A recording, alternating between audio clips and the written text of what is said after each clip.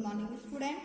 आज हम कक्षा 8 के पाठ 12 सुदामा चरित, जो कि कवि नरोत्तम दास द्वारा लिखित है, इनके बारे में हम पढ़ेंगे।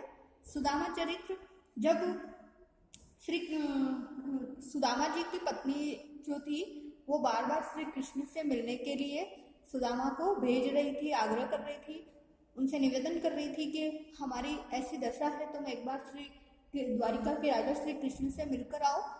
तो इतना कहने पर श्री कृष्ण सुदामा जो है श्री कृष्ण के पास जब द्वारिका पहुंचते हैं तो उनकी इसमें मनोदशा, दीन दशा का वर्णन किया गया है। तो आइए नरोत्तम दास द्वारा लिखित सुदामा चरित्र के बारे में आज हम पढ़ते हैं। शीस पगा न जगा तन पे प्रभु, जाने को कही आही बसे के ही ग्रामा। इस पद्य में, इस पद्यांश में जो द्वारपाल थे वो सुदामा की दीन दशा देखकर बार बार सुदामा के आग्रह करने पर कि श्री कृष्ण को बुला लो, उनसे मिला दो, तो द्वारपाल जो होते हैं उनकी बात मानकर श्री कृष्ण के पास जाते हैं और सुदामा की जो दशा होती है, दीन दशा, उनका वर्णन श्री कृष्ण के सामने सुनाते हैं।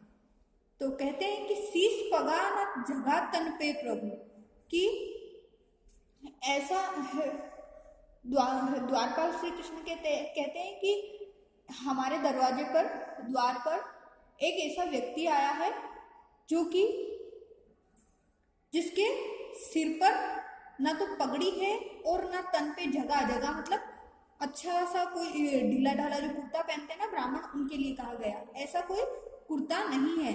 जाने को आही बसे के ही ग्रामा, जाने वो किधर से आया है और किस गांव में बसता है।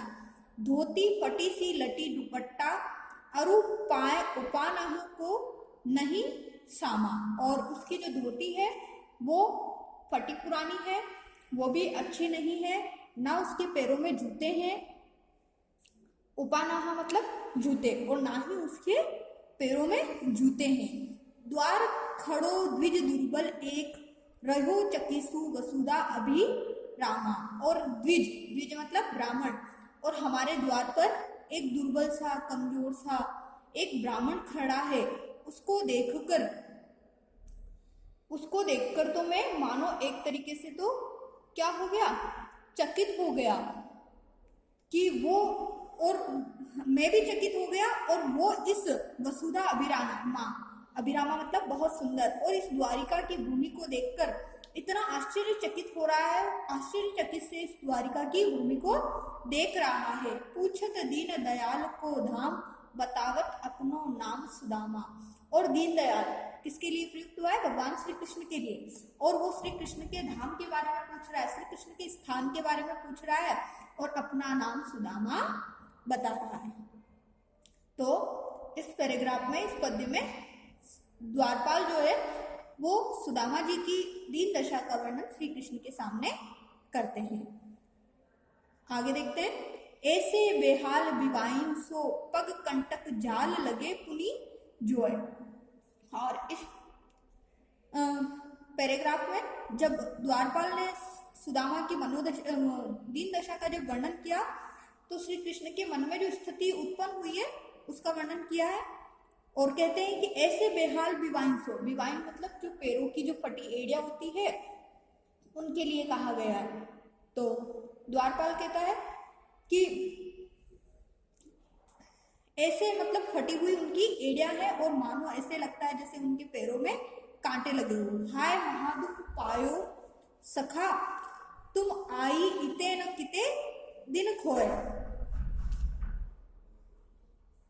जैसे ही श्री कृष्ण ने सुदामा नाम सुना और वो क्या हुए कि दौड़कर उनसे मिलने, श्री कृष्ण दौड़कर सुदामा से मिलने चले, और जैसे ही उन्होंने देखा कि सुदामा के पैरों की जो एड़िया है वो फटी हुई है, और मानो ऐसा लग रहा है जैसे कि कांटों का पूरा उनके जो जाल है, बहुत अत्यधिक कांटे उनके पैरों में चुभे हुए। हाय महादुख पायो सखा, तुम आए इते न किते दिन खोए। और जब उन्हें उनके द्वारिका में अंदर लेकर जाते हैं तो उन्हें सिंहासन पर बिठाते और कहते हैं कि तुमने इतना दुख पाया है, इतने दिन हे सखा तुम इतने दिन कहाँ गए थे, क्यों नहीं तुम मेरे पास आए। देखी सुदामा की दीन दशा, करुणा करके करुणा निधि रोए। और सुदामा की ऐसी दीन दशा देखकर साक्षात जो भगवान श्री कृष्ण थे, कृपा करके दया करके करुणा निधि अर्थात द्वारिकाधीश श्री कृष्ण के लिए कहा गया, वो भी क्या करने लग गए, रोने लग गए। पानी परात को हाथ छुओ नहीं, नैनन के जलसु पग धोए। और जब उनको सिंहासन पर बिठाया और उनके पैर धोने लगे श्री कृष्ण, से उनके पैर धोने के लिए उन्होंने पास में परात रख रखी थी, तो उस परात को भी उन्होंने छुआ नहीं, उस पानी को भी नहीं छुआ। और जो नैनों के जल अर्थात आंखों से आंसू इतने बह रहे थे कि उन्हीं आंसुओं से उन्होंने क्या कर दिया, उनके सुदामा के पैरों को धो दिए। नेक्स्ट देखते हैं। तो फिर क्या होता है कि जैसे ही पहले पैराग्राफ में हमने पढ़ा था कि श्री कृष्ण के सामने द्वारपाल जो होता है वो सुदामा की दशा, दीन दशा का वर्णन करते हैं। और जैसे ही सुदामा नाम सुनकर भगवान श्री कृष्ण दौड़े आते हैं और अपने सखा को गले लगाते हैं और उन्हें सिंहासन पर बिठाते हैं और उनके नैनों के आंसुओं से ही, नैनों के जल से ही वो क्या करते हैं, उनके पग धोते हैं। और जब वो उनसे बातचीत करते हैं तो उनसे मिलने के लिए क्या होता है कि जब उनकी पत्नी, सुदामा की पत्नी उन्हें बार बार आग्रह करती, निवेदन करती और भेजती है, तो फिर वो उनसे मिलने जाते। तो वो सुदामा इसलिए नहीं जा रहे थे कि उन्हें भेंट स्वरूप यानी अर्थात श्री कृष्ण को देने के लिए कुछ नहीं था, फिर भी उनकी पत्नी ने घर में आस पड़ोस में कुछ भी सोचकर थोड़े से चावल के दाने उनके लिए भेजे। तो इसका वर्णन हम इसमें देखते हैं। तब श्री कृष्ण कहते हैं, कछु भाभी हमको दियो, सो तुम काहे न देत, चापी पोठरी काख में रहे कहूँ केही है तू। तो श्री कृष्ण कहते सुदामा से, भाभी ने हमारे लिए क्या दिया है, तुम मुझे क्यों नहीं देते हो। चापी अर्थात छिपाकर, दबाकर, जो पोटरी, काख में तुमने बगल में जो ये पोटरी छिपाकर रख रखी है, इसमें क्या है, तुम मुझे क्यों नहीं देते हो। तो इसी प्रकार से श्री कृष्ण को उनके बचपन की एक घटना याद आती है। जब वो दोनों आश्रम में साथ में पढ़ते थे तो उनकी जो गुरुमा होती है वो दोनों के लिए चने देती थी। और सुदामा, जब श्री कृष्ण बाहर चले जाते तो सुदामा अकेले ही उन चनों को खा जाते थे। तो वो उस घटना को याद दिलाते हुए कहते, आगे चना गुरु मात दयते, लय तुम चाबी हमें नहीं दीने। आगे भी अर्थात पहले भी गुरु माँ ने हमारे दोनों के लिए जो चने दिए थे, तुमने अकेले ही खा लिए और मुझे नहीं दिए थे।